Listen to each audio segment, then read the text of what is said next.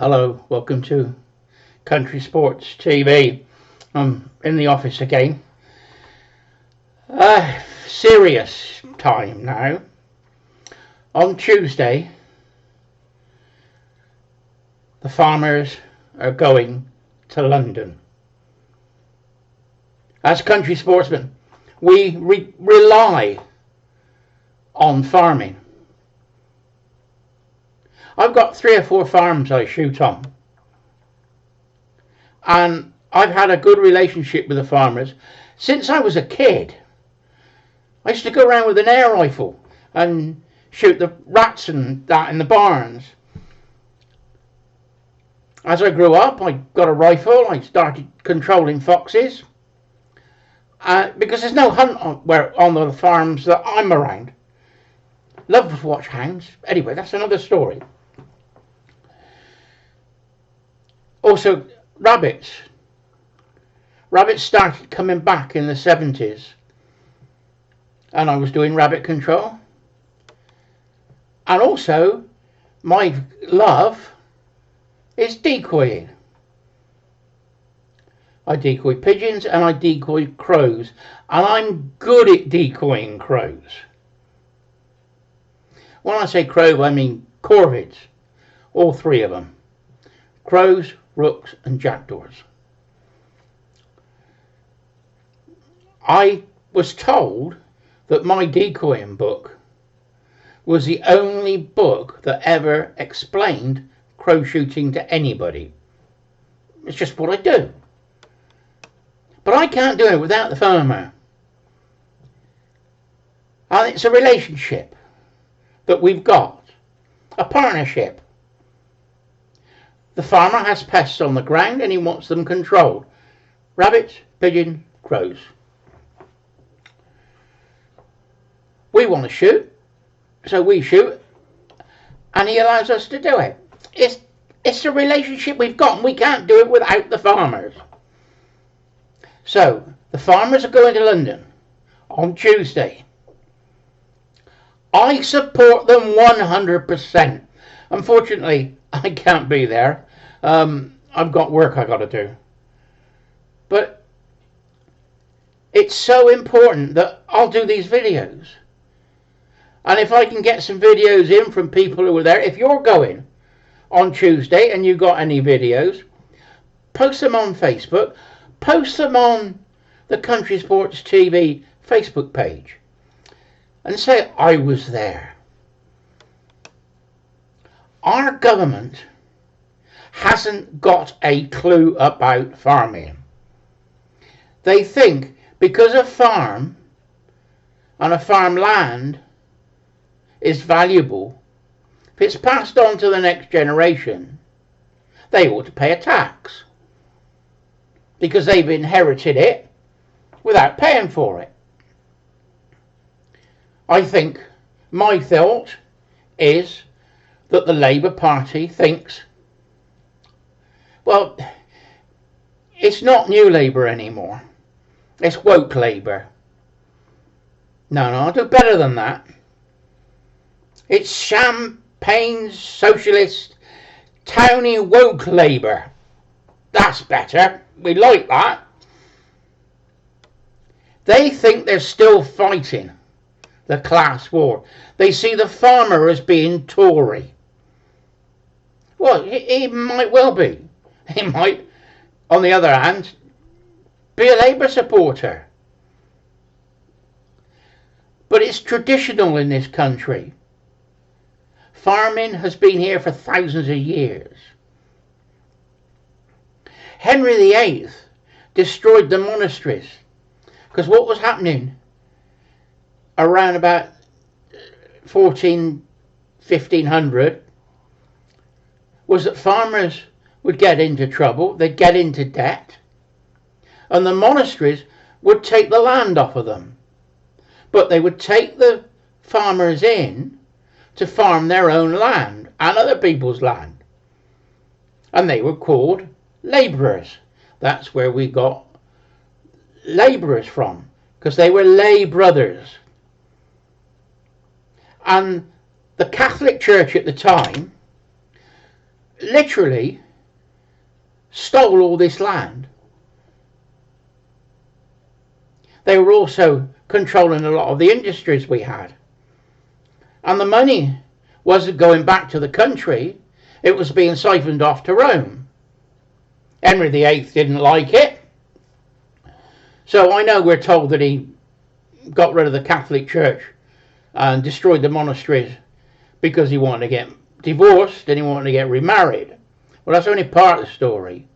A lot of the story is that the Catholic Church was taking the money out of the country. Like the EU did when we were in the EU. They were taking our money. And then they give us peanuts back. To say, oh, look what the EU's doing, how wonderful it is. Now, I tell you what's going to happen, what I think is going to happen. If the Labour Party manage to get this inheritance tax through on farms, farms will not be there. The family farmers will go. Big business will come in. It's happened to a few farms in the village. What they've done is big business, developers, hedge funds, bankers, insurance companies have bought the land and the farmhouse and the buildings. They've converted the farm buildings and the house into modern accommodation and then sold them off. And the amount of money they get for them is as much money for the land. Then they rent the land out to the big farmers. So the small farmer's gone. And we've got 3 farms in the village done that. We've got 8 farms in the village. There used to be 8 herds of milking cows. There's only 1 now. Farming's changed in my lifetime. You know, there's something I think's wrong is that we're paying farmers to set aside ground not to farm. They call it set aside because we've got to be green. If you've got a well-run farm, it's biodiversity anyway. And the more ground we take off of farmers, and rewilding's another thing they use, the less ground we've got to produce food. We have to look at how they produce food during the war and think this is the blueprint of how we've got to help our farmers today. And we can do that with the family farms because the farmer has a history of running that ground. And all ground is different. I've got one ground that's on a hill and it's stony. They can't grow crops. But they do cattle and sheep. I've got another farm that's on the moors and they do maize and grain.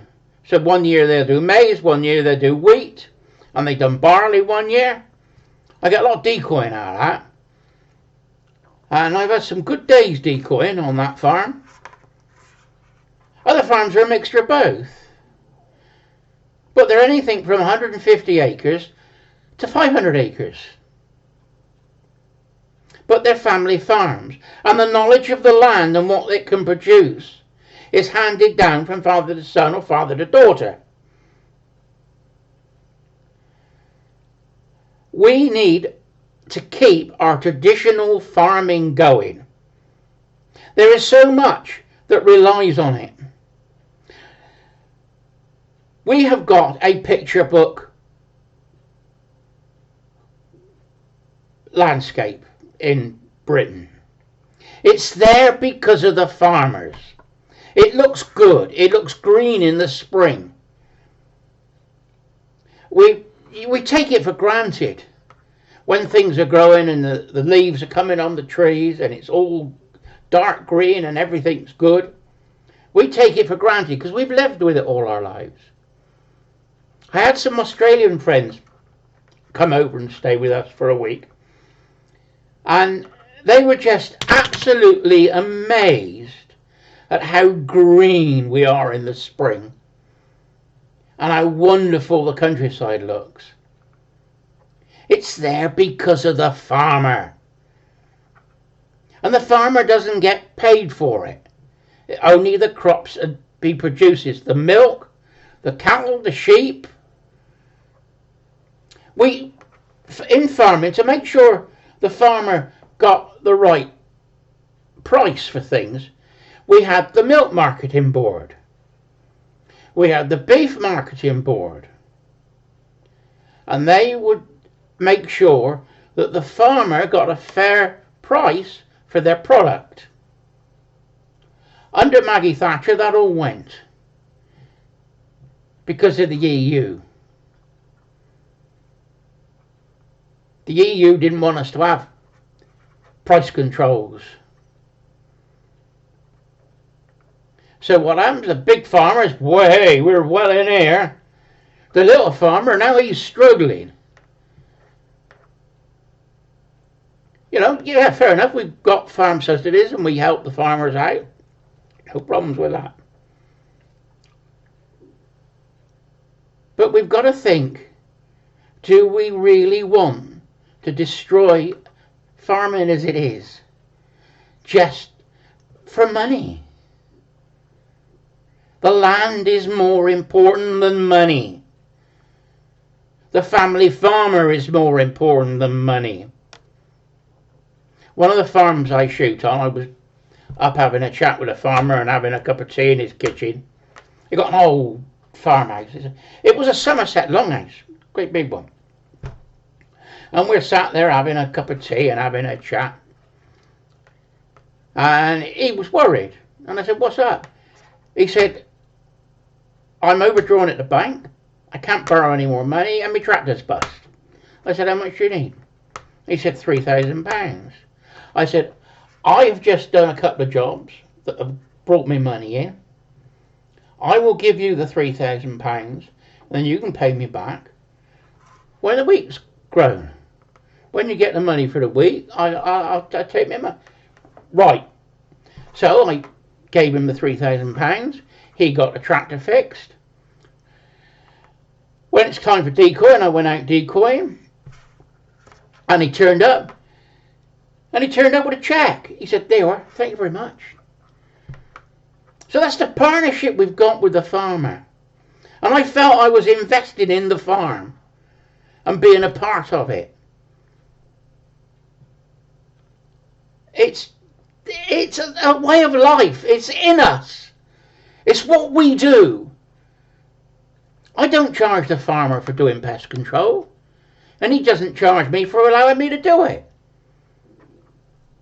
It's more important than money. It's a way of life.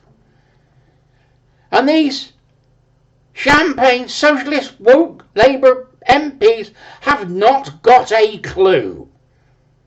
What they think is they're still fighting the class war.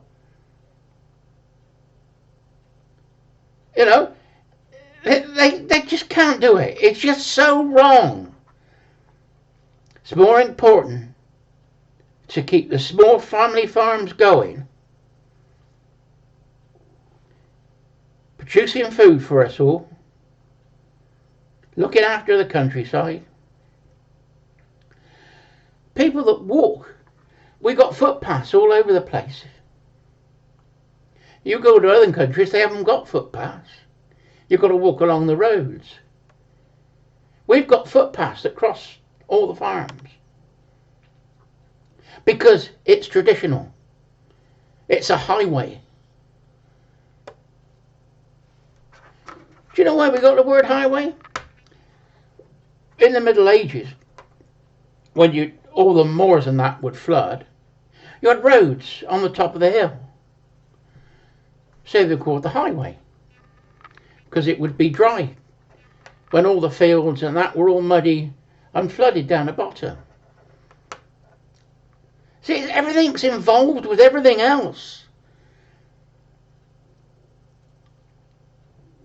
And when Henry VIII took the land back, We then had the estates.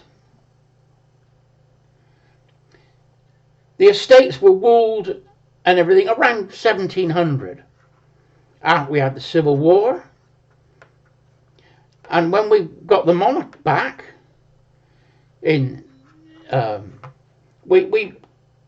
produced states and then tenant farmers. But there was still the family farmers around. One of my family farms goes back 5 generations to great-great-grandfather. I think that's right. They got the farm in the mid-1800s. It was a tenant farmer. Then it was sold off as a small family farm around the middle of the 1800s. And they've been farming that land ever since. Now, we've got to keep that, or else we're destroying the heart of Britain. Anyway, on Tuesday, farmers, I support you 100%. And I think every country sportsman is there behind you. Even though some of us have got to work and won't be able to get there. If you can get there on Tuesday, put video, photos on Country Sports TV. On Facebook. Anyway, Ian, signing off. And good luck on Tuesday. When you make a demo, have fun.